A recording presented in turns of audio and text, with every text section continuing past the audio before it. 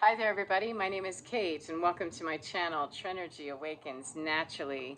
I want to talk to you about empaths today and some misnomers and some misconceptions we have of people who are empathetic versus people that are, pardon me, empaths. Not every time I start, it seems like somebody dings in with a message. Otherwise, my phone would be boring. So it's all cool, right? Pardon me. That we have this misperception sometimes that because we are empaths and that we know we are in touch with being an empath and we are empathetic and empathic, that other people are too, especially if they identify themselves as an empath. And not every empath has empathy. Not every empath has the ability to be empathetic, even if they can be empathic. The difference between an empath and someone who is empathetic there's a distinct difference. An empath can feel the emotions and such of other people. They take it on and they can understand that. And if they're intuitive, they can really start reading into what that's all about and have a whole storyline created and be very accurate in that. But at the baseline, we feel things. We can read a room of, yeah, this just feels really uncomfortable, or wow, this is really cool. This is giving me a good vibe. It's not giving me a good vibe. Whatever. When we have empathy as an empath, we have been empathetic, or excuse me, we have been empathic and read the room, and we have empathy, we're able to then understand how we can use that story to really understand what's going on there, that we can understand, hey, that person's having a bad day, they're whatever, fill in all the blanks, and we can understand that from our point of view, or we can understand from just knowing and feeling things that we feel that even if we haven't been through what they've been through, we've just kind of felt it vicariously with them. And so we can therefore have empathy rather than sympathy because we actually do understand that on a soul level. People that are empathetic who are not empaths, they're empathetic about the things that they have experience with. And empathy is the ability to model the same behavior, or have the same behavior or experience modeled in front of us or experienced, and we can empathize with it because we understand that from our own background, we understand that from our own history. Yes, I've had my dog die. I do understand that. I get that. An empath is going to feel that viscerally, the death of a dog, whether they ever had a dog or not. They're going to feel that on some level. And so the ability to translate the empathy is not necessarily, it's not correlated between the two. We can be empaths who are not very empathetic, and we can be empathetic people who are not empaths. And so there's narrowness and parameters on each one of those. An empath who really can't display a whole lot of empathy will be able to read a room, and they can go into that dark triad stuff in a second. They're usually very difficult to deal with because they can read and sense the room, and they do a whole lot to block off the uncomfortable stuff and manipulate things so that they don't have to feel that uncomfortable stuff, or so that they can feel the feeling that they're after. Usually it's a lot of power struggle stuff going on with people that are turned off empaths. They're usually quite distraught with themselves and everybody else around them, and they can get very manipulative and very deep into the dark triad and the narcissistic traits and things like that. Very complicated stuff in personality traits. And then you take somebody who is an empathetic person who's not an empath, they're going to be a little shallow in what they can actually relate to. Like, I never had a dog, but wow, okay, sorry, pat, pat, pat. And they feel kind of vacant, especially to an empath or someone who's very deep, that, dude, I wouldn't need for my dog to have died to understand what it is for a dog to have died. Do I have to know what it is to have lost, this particular thing in order to have empathy for you and be able to relate to you? Well, yes, when we're speaking in terms of being an empath, a clairvoyant, and intuitive, and indigo, something that puts us on that more ascended realm of understanding deep, deep, deep emotional connection and stuff, then yes, it's very different. And it's very hard because people that aren't connected like that, they already aren't connected or they've disconnected. They're not really going to be able to, totally get that. They're not going to be able to connect unless they had a dog die. They might be able to make some association if they're able to do it emotionally, if they have the emotional intelligence to do so. They might be able to say, well, yeah, I do remember when my cat died, or my mother's dog died, or something like that, and they'll make those connections, kinda. However, it's very hurtful sometimes whenever we're empathic people. We are empaths and we are connected and quite empathetic. People will use that against us a lot, and it can be very confusing because we don't want to see people hurt. We don't want to see people in pain. We want to be able to use our gifts in a very holy and righteous way and help people. And unfortunately, we will not always get that back. Very, very often we will not get that back when we're still, on that idea that we're having to use our gifts to save as many people as possible, or that we are brought before people to bring that gift to them. We may or may not. We need to be very clear about what we're doing here, in every situation as it comes up, especially if we're thematically feeling abandoned, or we're feeling lost, or we're feeling like, why isn't anybody, exchanging this with me? It's because that juicy, beautiful, nubile energy of empaths is gorgeous. It's beautiful, it's sweet, it's holy, it's wholesome, it's sacred, it's wonderful. And why wouldn't a person want to come and have a taste of that? Why wouldn't they want to get a hug from a person that's deeply connected and can truly understand?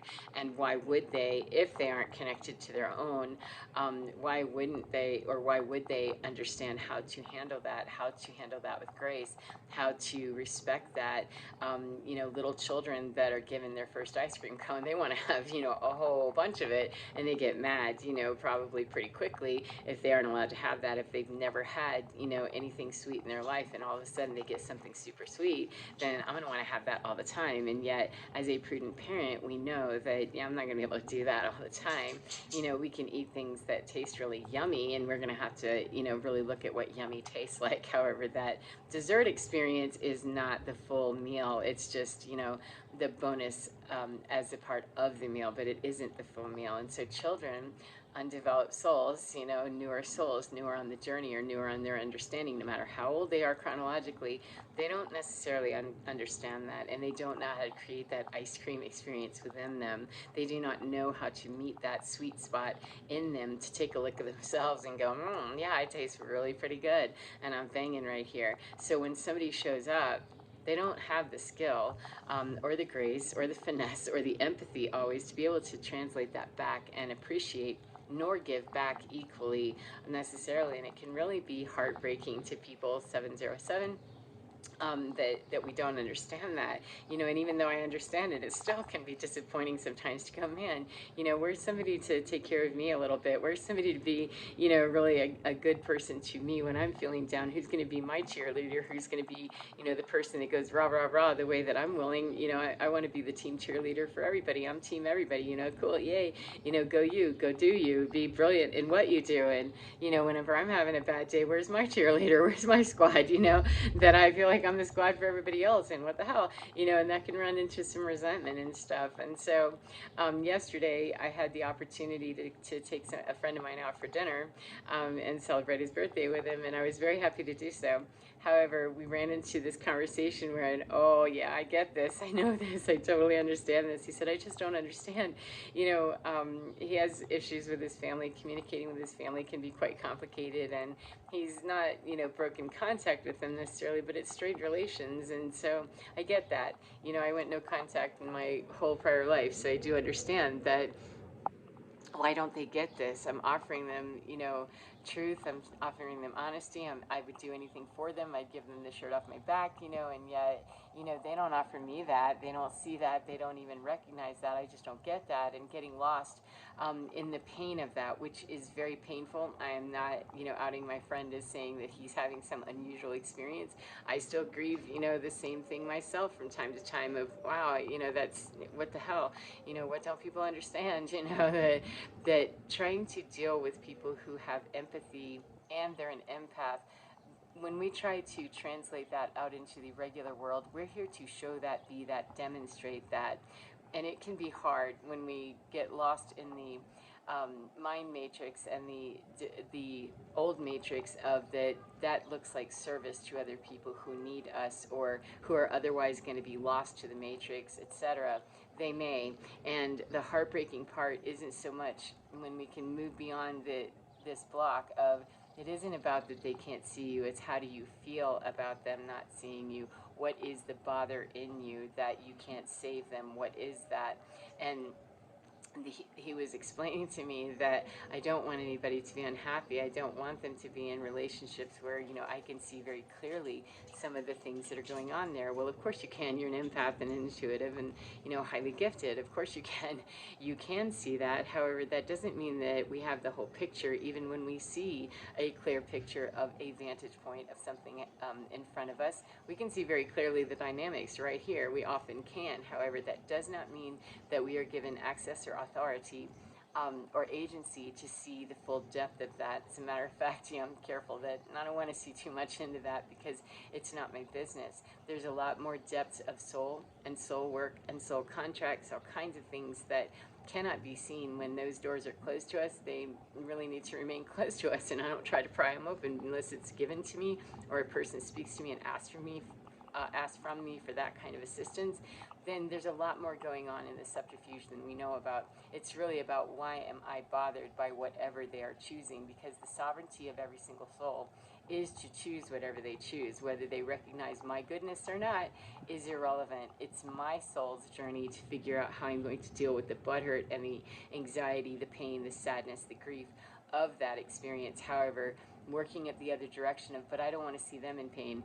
Okay, then what we really need to talk about is seeing ourselves be in pain because we're watching somebody we love do something that's painful for them, and we know that it may cause even more pain. However, it's still our journey separately from their journey. They have the right as a sovereign energetic being to choose 1111, whatever they choose, even if it causes pain, even if they really are putting themselves in disastrous situations, even if we could prevent it somehow, if we could just convince them.